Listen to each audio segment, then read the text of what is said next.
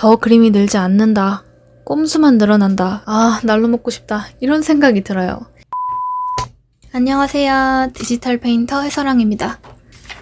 이 영상은 디지털 페인팅에는 없는 수작업의 재료적 이점에 대해서 얘기해보는 영상입니다. 디지털 페인팅은 참고로 아이패드나 포토샵 등등 전자기기로 그림을 그리는 재료를 얘기하는 것이고요. 제목에 적어놓은 연필은 많은 채색 도구와 드로잉 도구를 포함한 수작업 재료의 상징적인 단어라고 보시면 될 것 같아요.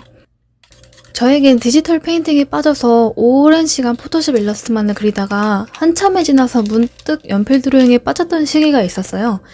그 시기 때 제가 깨달은 것을 요즘 같은 아이패드 드로잉이 유행하는 디지털 페인팅이 보편화된 때 얘기해보면 좋을 것 같아서 이 영상을 준비했습니다. 저번 영상과 더불어서 이 영상을 보신다면 디지털 기기와 수작업이라는 재료의 특성에 대해 조금 더 파악하고 보다 더 적극적으로 그림에 활용할 수 있으실 거예요. 첫 번째, 그림을 전체적으로 보는 안목이 좋아진다. 디지털 페인팅을 하다 보면 가장 많이 쓰는 기능 중 하나는 확대, 축소 기능이에요. 확대해서 세밀하게 묘사한 후 축소해서 전체적인 조화를 살펴봅니다. 그런데 상황에 따라 달라지는 그림의 사이즈와 관계없이 똑같은 크기의 모니터 안에서만 확대, 축소를 반복하다 보면 그림의 전체적인 구조를 덜 인식하게 돼요. 대신에 자꾸 확대해서 대상의 묘사에 집착합니다. 그래서 디지털 페인팅을 공부하다 보면 그림을 확대하지 말고 그려라. 아예 확대 못하게 엄청 작은 사이즈로 그려라. 이런 말을 많이 접해요.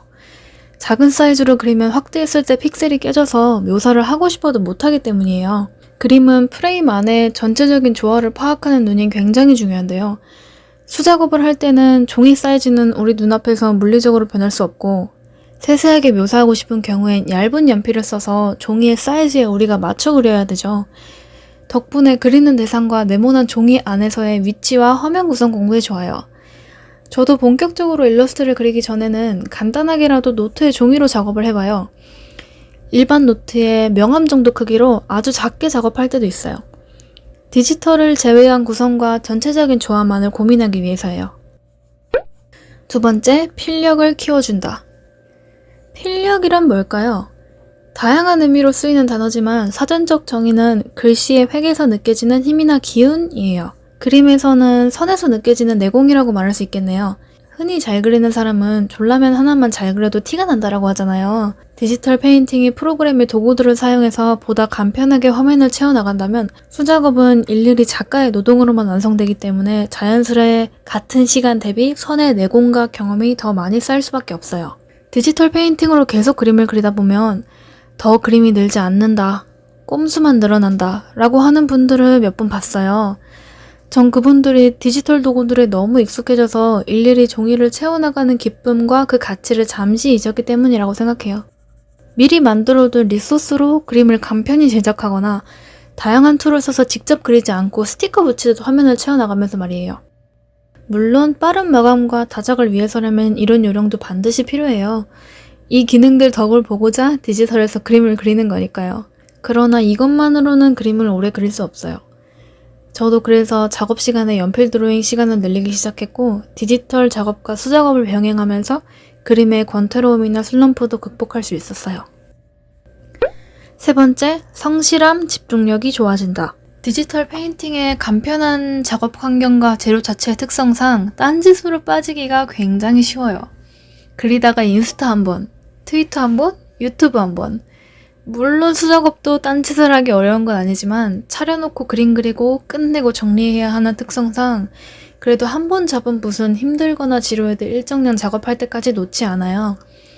제가 아크릴 작업했을 때를 생각하면요. 아크릴은 너무 빨리 말라서 짜놓은 물감은 얼른 그림으로 써버리자 이렇게 생각을 하게 되거든요.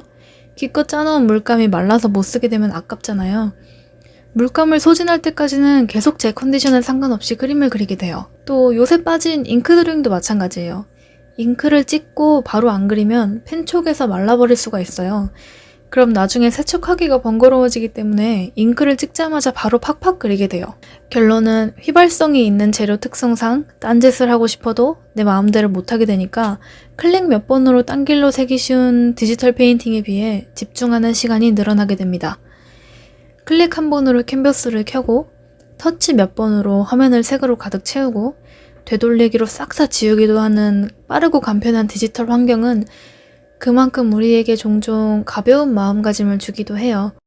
짧은 글이나 만화책에 익숙해서 책을 읽기 싫어지는 것처럼 자꾸 수고를 안 하려고 하는 태도가 조금씩 생겨요. 그것이 최대의 효율성을 뽑겠다는 마음이면 좋지만 일일이 내가 직접 그려서 만드는 그림 안의 성실함을 잊어서는 안 된다고 생각해요. 저도 디지털 페인팅을 하다 보면 워낙에 오래 해서 테크닉이 늘다 보니 가끔 날로 먹고 싶다 이런 생각이 들어요. 저는 이 태도에 완전히 사로잡히지 않으려고 꾸준히 수작업 드로잉을 하고 있어요. 물론 결과적으로 성실함 이상의 것들을 얻어요.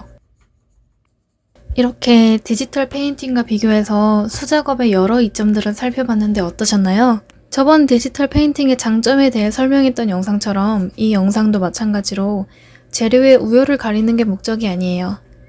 여러 재료들은 각자 특성이 있고 사람들에게 서로 다른 장단점으로 다가올 수 있어요. 저의 경우엔 이런 장단점을 갖고 있는 디지털 페인팅과 수작업을 비교해서 여러분이 재료에 대해 파악하는 데 도움이 되었으면 했습니다. 재료에 대해 파악한다면 그림 표현력의 폭이 매우 넓어져요. 혹시 내가 좀 특정 재료에 익숙하다 하는 분이 계신다면 댓글로 공유해 주시면 더 좋을 것 같아요. 저는 또 다음에 여러분께 도움이 될 만한 그림 영상을 들고 올게요. 영상 마음에 드셨다면 좋아요와 구독 부탁드려요. 다음에 만나요.